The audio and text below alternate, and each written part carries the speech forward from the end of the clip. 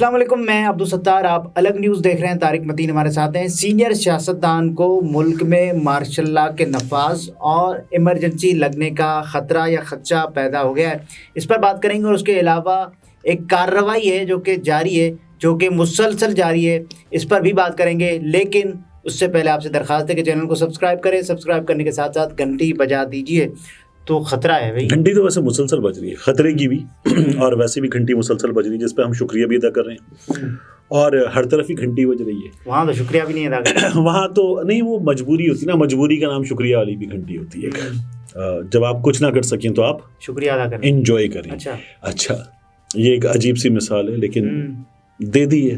आप पार्टनर दे दिए तो दे दिए, हो गई, ठीक है। देखिए, एक अदद कार्रवाई जारी है जिस पर हमने गुज़श्ता रोज भी बात की थी। ये जो कार्रवाई जारी है, ये हो रही है सुप्रीम कोर्ट ऑफ पाकिस्तान के मुस्ताफी जज मिस्टर जस्टिस मज़ाहिर अकबर नकवी साहब के खिलाफ, उनके खिलाफ। अब इस कार्रवाई के हवाले से सुप्रीम कोर्ट ऑफ पाकिस्तान के मायानाज मारूफ सीनियर रिपोर्टर अदील सरफराज साहब ने एक चीज बताई है, लेकिन इसमें एक डेट है। अच्छा, वो जो डेट है ना, वो इस कार्रवाई के हवाले से जो पेस है कार्रवाई का, जिस सूरत के साथ, तेजी के साथ ये कार्रवाई हो रही है, वो डेट, उसकी वजह से ना कान खड़े हो जाते हैं आपके कि यार ये कुछ है। और एक एग्जिट हुआ है कुछ दिन पहले। अच्छा, वो एग्जिट ना होता और ये डेट आ गई होती तो सिचुएशन क्या होती, ये बड़ा दिलचस्प, इन चीज़ों को मिला के देखना पड़ेगा। वो कहते हैं कि चीफ जस्टिस काजी फायज ईसा की सरबराही में supreme judicial council justice retired Mazahir Naqvi के मुस्ताफ़ी होने के बावजूद उनके खिलाफ शिकायत पर कार्रवाई जारी रखे हुए। याद रहे, गुज़श्ता साल जस्टिस एजाजुल एहसन और जस्टिस मुनीब अख्तर पर मुश्तमिल 2 रुकनी बेंच एक फैसले में करार दे चुका है कि आइन के आर्टिकल 209 के तहत सुप्रीम जुडिशल काउंसिल रिटायर्ड या साबिक जजेस के खिलाफ कार्रवाई नहीं कर सकती। दूसरी जानिब वजारत कानून ने गुज़श्ता माह उसी फैसले के खिलाफ जायदुल मियाद होने के बावजूद इंट्रा कोर्ट अपील दायर की, जिसे 5 रुकनी लार्जर बेंच काबिल समात भी करार दे चुका है। मगर हतमी फैसला न होने की सूरत में 2 रुकनी बेंच का फैसला आज भी अब जरा सा रुकें, अभी ट्वीट बाकी है, लेकिन हम जरा सा रुक जाएं। ये जो कार्रवाई हो रही है, ये हो रही है एक रिटायर्ड जज के खिलाफ। ठीक है। तो सुप्रीम जुडिशल काउंसिल तो हाजिर सर्विस जज के खिलाफ कार्रवाई करती है, ठीक है। एक इसका ये पहलू है, लेकिन फिर भी काजी साहब भी कार्रवाई कर रहे हैं। दूसरा पहलू यह है कि इस सिलसिले में एक फैसला मौजूद है कि ये नहीं हो सकता, लेकिन उस फैसले के खिलाफ एक अपील हुई है। और वो अपील कब हुई है? अपील करने की जो मुद्दत है उसके गुजर जाने के बाद। अब अगर ऐसी अपील हो तो टाइम बार्ड हो जाएगी और कहा जाएगा अब ये सुनी नहीं जा सकती, नाकाबिल समाअत है। लेकिन टाइम बार्ड होने के बावजूद भी काजी फाइज ईसा साहब की सरबराही में मौजूद सुप्रीम कोर्ट उसको सुन रही है, ठीक है, काबिल समाअत करार दे चुकी है। तो ये अपने अंदर काजी फाइज ईसा साहब के हवाले से 2 चीजों को क्वेश्चनेबल बना देती है कि ये कैसे हो रहा है।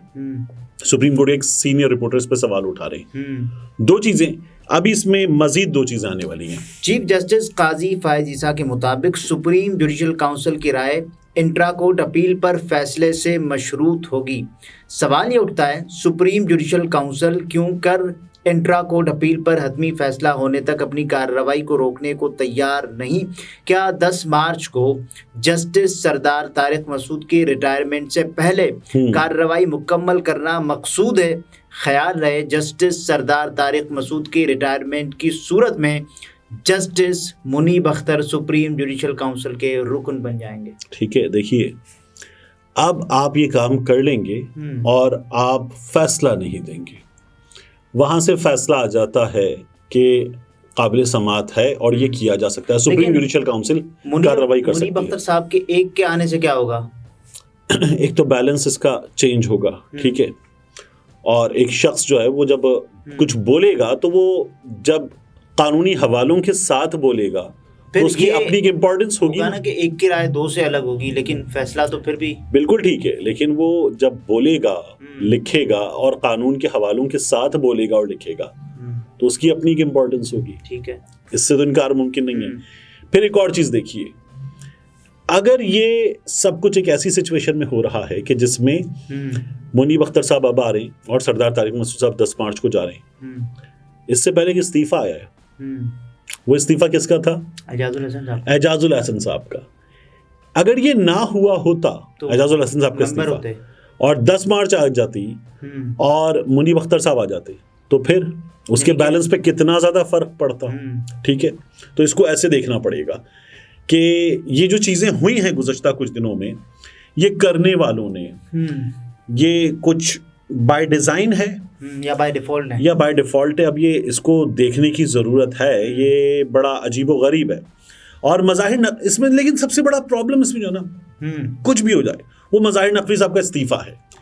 He did not put up a fight, ये सबसे बड़ा प्रॉब्लम। साहब का भी इस्तीफा, बिल्कुल।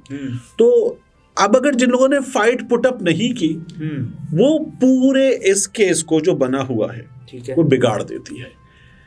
किसी ना किसी मौके पर, किसी ना किसी पॉइंट पर ये भी आपके सामने आएगा कि इन लोगों ने फाइट पुट अप क्यों नहीं की। मज़ाहिर नकवी साहब के हवाले से कल हमने प्लॉट की कीमतों की बात की थी जी, और वो दिखाया था कि क्या मार्केट वैल्यू क्या है। एजाजुल हसन साहब के हवाले से करप्शन के कोई चीज़ें कोई ऐसा सामने नहीं आई। एक हयात वन जो अंसार अब्बासी साहब ने कॉन्स्टिट्यूशनल एवेन्यू पर, कॉन्स्टिट्यूशनल एवेन्यू 1 जो बिल्डिंग, उसमें अपार्टमेंट्स हैं महंगे महंगे, उसकी जो बात हो रही है वो एक चीज़ है, उसके अलावा कुछ नहीं है। कि वो उसकी शायद पहले वकील भी थे, फिर उन्होंने फैसला भी दिया, ये तमाम चीज़ें हैं।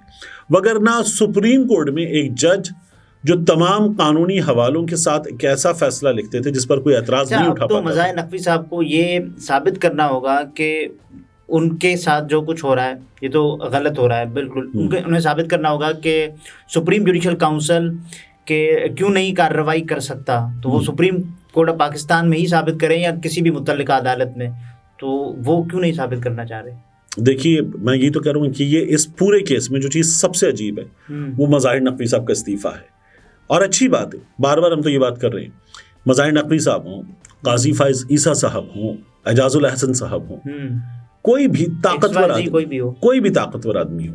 अभी आजकल दोबारा जनरल बाजवा की बात हो रही है, फैज साहब की बात हो रही है, जनरल नदीम अंजुम साहब की बात हो रही है, मौजूदा DGI साहब की।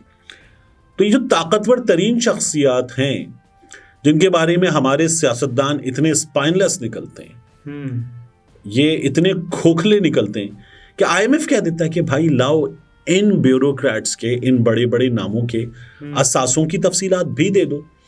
तो ये लोग जो हैं उस मामले पर खुद लिख कर देते कि नहीं, इनका नहीं करना है एहतसाब। ये पार्लियामान में होते हैं, हुकूमत में। यार आप हुकूमत है, ये क्यों मुबर्रा हैं फिर? इसलिए कि ये कुछ ना कुछ तो कर रहे हैं, ठीक है। और जो इनका एहतसाब नहीं करते या उसको करने की हिम्मत नहीं करते, उनकी दाल भी काली है। फिर शायद उनकी दाल में काला नहीं है, शायद निजाम चलाने वाले असल वो उनकी दाल में काला नहीं, उनकी दाल ही काली है। तो इसलिए अब ये अगर सब कुछ ना हुआ होता और हम वही बात कर रहे होते कि एजाजुल हसन साहब भी होते, मुनीब अख्तर साहब भी होते, तो फिर क्या होता। अब एक और चीज़ देखने की है, काजी फाइज साहब बार बार एक बात बताते थे मुझे और आपको, पूरे पाकिस्तान को, क्योंकि वो ख़त लिखते थे तो वो हम सबको ही बताते थे। ख़त का मुखातिब होते थे बंदयाल साहब, सुप्रीम कोर्ट के रजिस्ट्रार साहब, लेकिन पता तो हम ही को चलता था, 4 सहाफ़ियों के जरिए वो लीक कर देते थे। उन खुतूत में होता था कि ये जो आप कह रहे हैं मेरिट, ये बेसिस नहीं है। सुप्रीम कोर्ट में जज लाने की बेसिस मेरिट नहीं है, सीनियरिटी है। अब सुप्रीम कोर्ट ऑफ पाकिस्तान में जज लाने के लिए हाई कोर्ट के, पेशावर हाई कोर्ट के जो चीफ जस्टिस साहब हैं, जस्टिस इब्राहिम साहब, ठीक है, सीनियर हैं, पूरे उतरते हैं, लाइए। ये जो सिंध हाई कोर्ट के चीफ जस्टिस थे शेख साहब, ये काजी फाइज ईसा साहब के चीफ जस्टिस बन जाने के बाद मौजूद थे, लाए काजी फाइज ईसा साहब? नहीं पहले तो बंदियाल साहब के दौर में वो लाए ना, नहीं लाए, ठीक है। अब उस वक्त ये बंदियाल साहब को कहते रहते थे कि लाओ, अब नहीं ला रहे, क्योंकि बहुत से लोग ये कह रहे हैं कि जो इब्राहिम साहब हैं वो शायद अपने ख्यालात की बुनियाद पर, ये अभी अज्यूम कर लिया गया है कि वो काजी फाइज ईसा कैंप में शायद नहीं होंगे, कुछ फैसलों, ठीक है ना, कुछ चीज़ों की वजह से। तो अब अगर ये है तो फिर आपकी अपनी बेसिस थी, आपका अपना दिया हुआ ग्राउंड था सीनियरिटी, उस ग्राउंड पर ले आइए इन जज साहिबान को। ये भी नहीं हो रहा, क्योंकि सुप्रीम कोर्ट में अभी अब तो शायद 3 सीटें खाली हैं। जस्टिस तारिक मसूद साहब चले जाएंगे मार्च में, तो उनके बाद तो फिर 4 सीटें गालिबन खाली हो जाएंगी।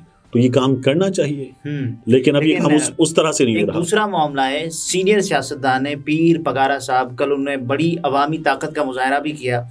वो ये कह रहे हैं कि उनको जो है मुल्क में मार्शल लॉ के नफाज या फिर इमरजेंसी लगने का ख़तरा नज़र आ रहा है। वो ये कह रहे हैं कि पीर सबकतुल्लाह शाह राशिदी साहब ने कहा है कि हालिया इंतखाबात ने तमाम सियासी पार्टियों को कौमी सतह से उठाकर सूबाई सतह तक महदूद कर दिया है, लिहाजा अब फौज के अलावा कोई ऐसा नहीं जो मुल्क बचा सके। आम इंतखाबात में मुबैना धांधली के खिलाफ सिंध के शहर जामशोरो में ग्रैंड डेमोक्रेटिक अलायंस के ज़ेर एहतमाम एहतजाजी धरने से खिताब करते हुए पीर साहब पगारा ने कहा कि इलेक्शन 2024 के नताइज 3 माह पहले ही तय हो चुके थे। 3 महीने पहले जी।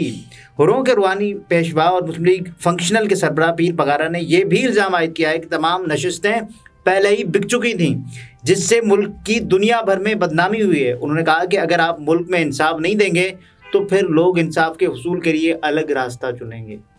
अच्छा, ये वो तबसरा है, वो ख्यालात हैं कि जिसको मैं ये चाहूँगा कि अब आप एक बार फिर पढ़ दीजिए, इस पर तबसरा करने की हिम्मत, औकात, पसली, हैसियत, जुर्रत, तप्पड़ मेरे पास नहीं है, इसलिए इसको एक बार फिर तरतीब से पढ़ दीजिए और हम अल्लाह हाफिज़ कह देंगे। अच्छा, पीर साहब पगारा कहते हैं कि इलेक्शन 2024 के नताइज 3 महीने पहले ही तय हो चुके थे, और वो ये भी इल्ज़ाम आयद करते हैं कि तमाम नशिस्तें पहले ही बिक चुकी थी, जिससे मुल्क की दुनिया भर में बदनामी हुई है। उन्होंने कहा कि अगर आप मुल्क में इंसाफ नहीं देंगे तो फिर लोग इंसाफ के हुसूल के लिए अलग रास्ता चुनेंगे। नाज़रीन, ये तारिक मतीन थे, गुफ्तगू आपने मुलाहिज़ा फरमाई। इजाज़त दीजिए, अल्लाह हाफ़िज़।